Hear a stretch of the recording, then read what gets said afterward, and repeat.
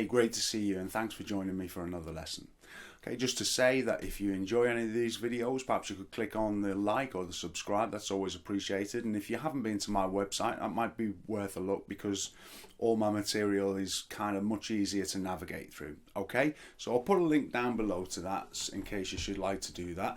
Now, I did a lesson a little while back on kind of Texas blues shuffle, which has this kind of idea. And as the lesson progressed, we added certain things to kind of add a little bit of interest, and also to start trying to put in some lead licks in between your rhythm playing, okay? Because this is a great stage to get to. It starts getting really kind of interesting once you're able to do that. Although it might be a bit of a challenge to start with, it's well worth persevering with. So if you haven't already seen that lesson I did on the Texas blues, I'll pop a link down below and you can check that out. As I say, we just looked at this kind of basic idea and added little things just to make it a little more interesting.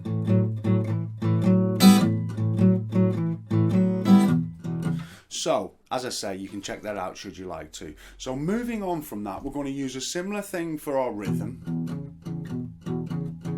okay, which is all explained in the previous video. Only this time we're going to add a different lick, and it's kind of quite a classic blues riff. You may well have heard this type of idea used before.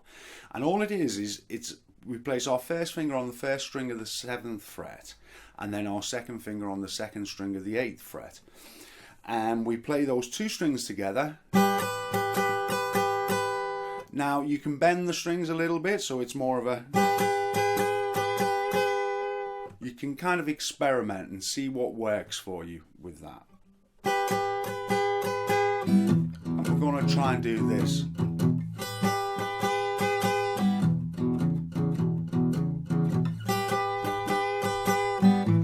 Works over the A. Back to the E.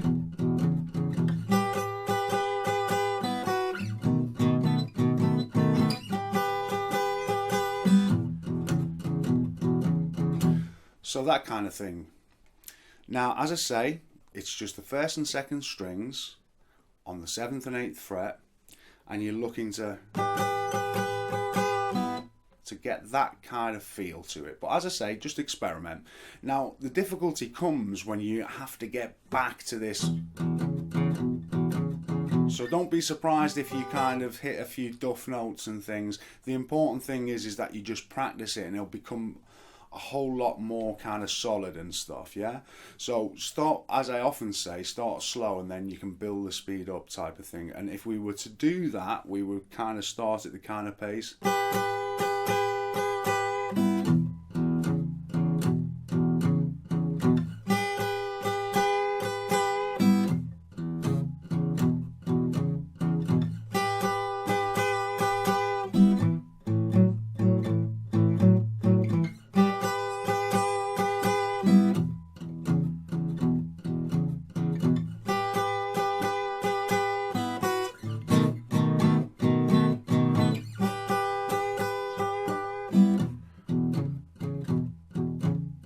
So start slow at a pace that you can manage, yeah? Now, one thing worth mentioning is that riff stays the same all the way, apart from just before we play the B7, it plays on the 7th and 8th fret, as I've mentioned, but then for the very last note, you just play both those strings on the 7th fret.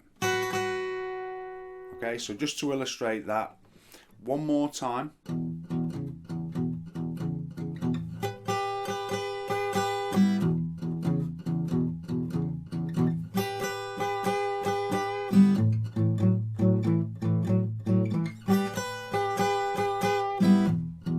Now,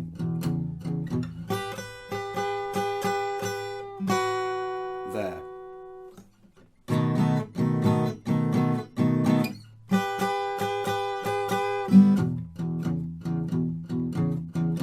Okay, and that's essentially it, yeah. So the idea being here is that we can gradually put all these things together and be able to kind of accompany ourselves, really, and it not just be a straight rhythm and stuff. As these lessons progress, then, you know, we may start playing more, adding more intricate stuff, okay? But I'd like to start it basic just for those of you who aren't really able to start playing all that.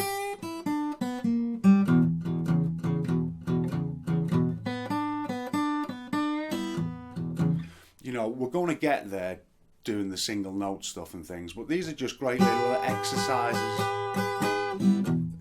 to see how well you can keep the timing between the riff and the rhythm. That's kind of quite important. So I hope that this has helped anyway in some small way, and if you have any comments you can always leave those below, and I look forward to seeing you for the next part of this series soon. Okay, thanks for watching.